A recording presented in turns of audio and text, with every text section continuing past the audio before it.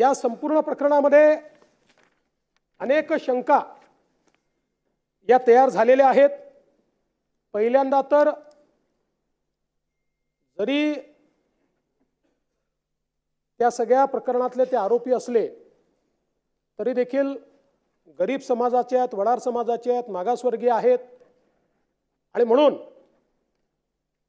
पैशांनी काही कोणाचा जीव परत येत नाही। तथापि त्यांच्या कुटुंबाला 10 लाख रुपयाची मदत ही राज्य सरकारच्या वतीने केली जाईल।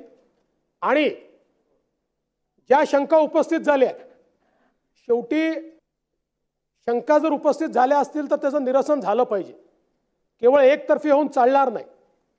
आणि म्हणून या सगळ्या प्रकरणाची न्यायालयीन चौकशी ही केली जाईल। आणि ही करत असताना नानाभाऊ आपल्यालाही सांगतो आणि नितीन राऊत साहेब आपल्यालाही सांगतो